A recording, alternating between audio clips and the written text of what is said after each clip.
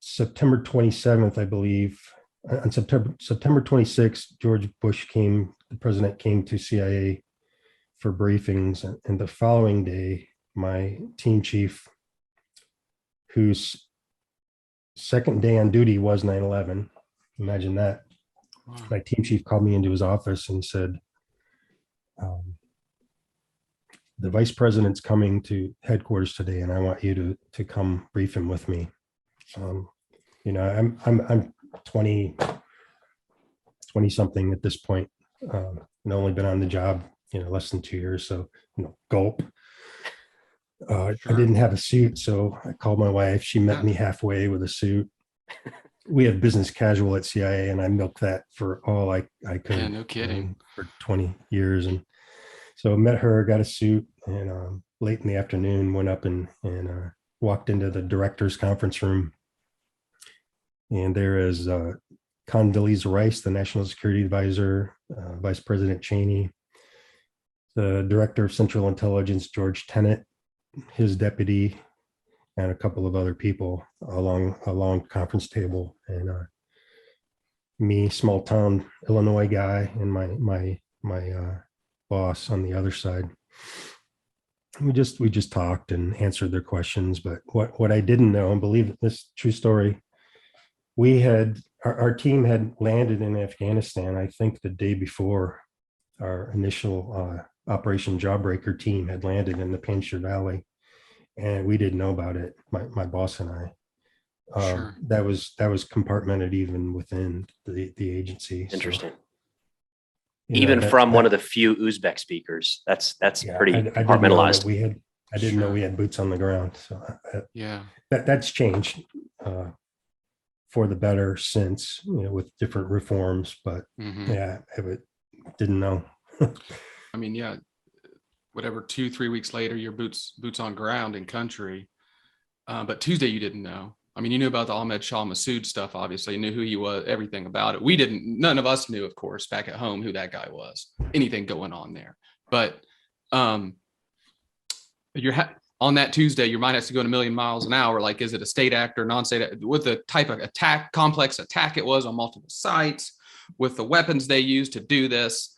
Like, how quickly was it like, this was bin Laden, Al-Qaeda, Afghanistan, and sort of centralize it to this very specific, essentially cave complex?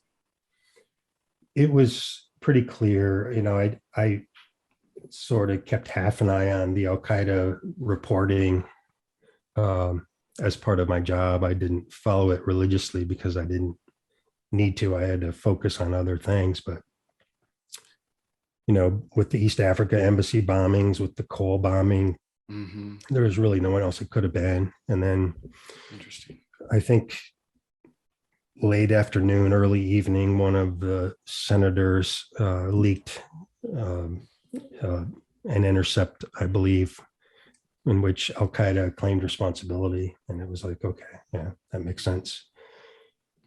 One thing I should add to my account about the months that followed is, and this is another thing that hasn't been told fully yet, is that it was a revolving door of threats, threat after threat after threat throughout that fall. I think Vice President Cheney has talked about it, and I know George Tenet mentioned it a little in his memoir, but 9/11 is remembered as a single horrific day, but it was intended, I think, to be the opening, not just the one-off, and all of the intelligence reporting that came in through that fall, not all of it, but a great deal of it was extremely disturbing.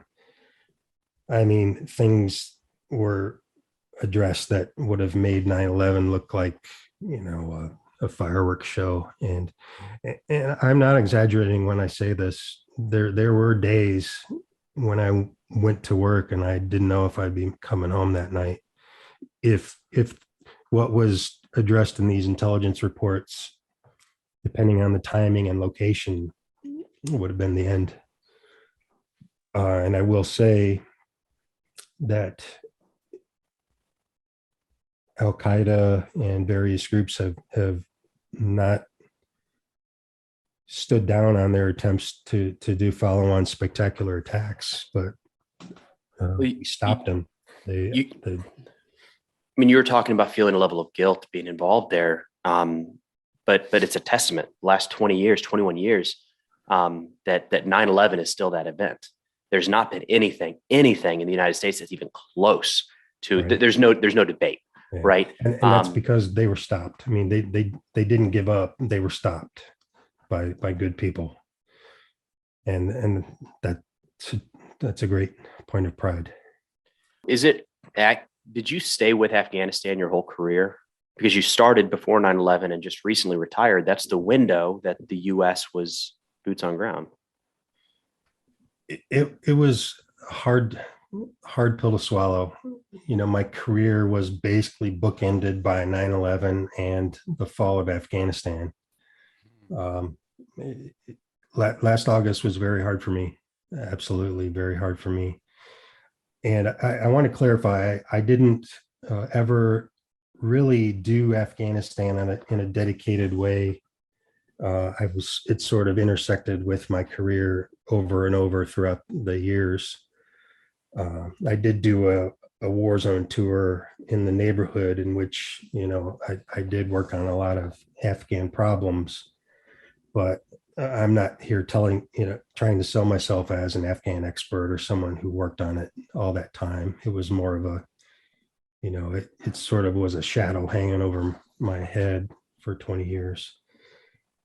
But that definitely didn't dull the pain of last year. And I can't imagine what you guys feel. I mean, you fought there, whereas I didn't, but it was a terrible thing to just watch it fall. I was actually supposed to be there.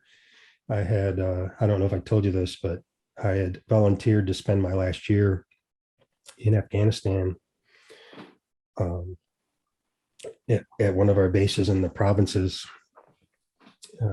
I got the job and I was getting ready to go when COVID hit.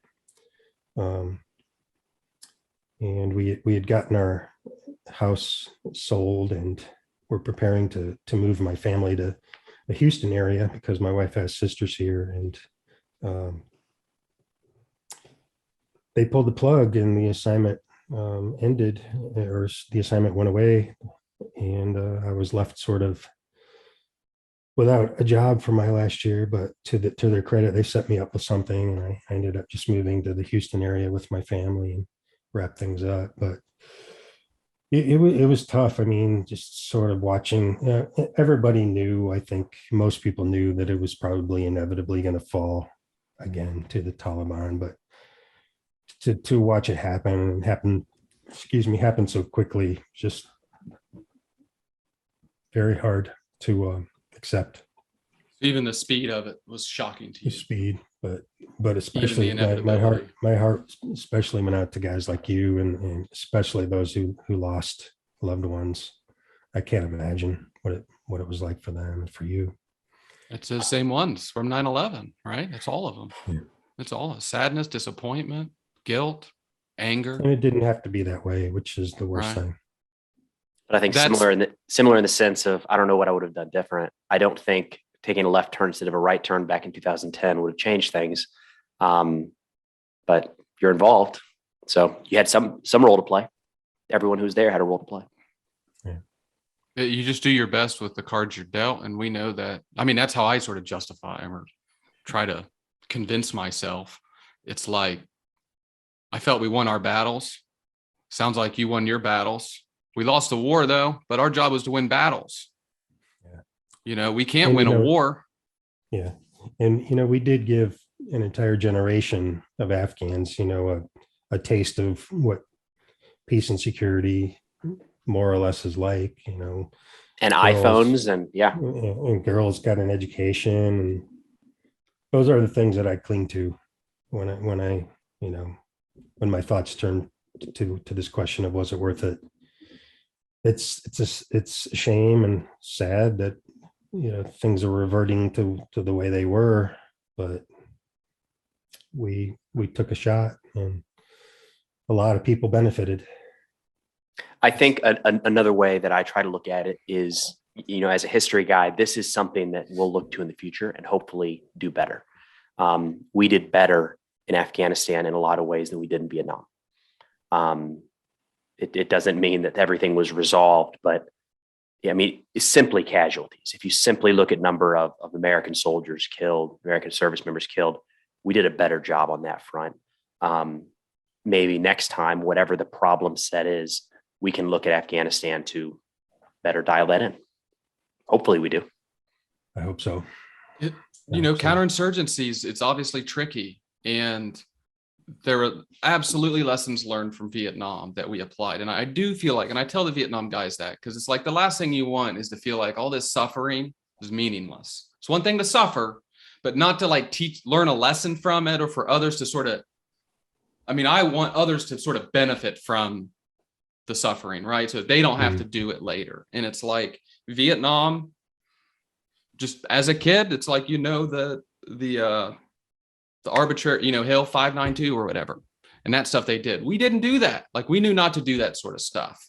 And obviously the melee type stuff and the Agent Orange type stuff, like, we're not doing that. Now, we knew that the 10 1-year wars was a bad idea, and we sort of still did it. But that's maybe one of those things, to Preston's point, because we still knew about it. We just tried it a different way, I guess, but we still did it. So for whatever reason, maybe the next time it will be a little, maybe more nuance onto that. Maybe some more nuance on the counterinsurgency. Heck, look at what the Ukrainians are doing. Maybe we can learn and take away from some of that too.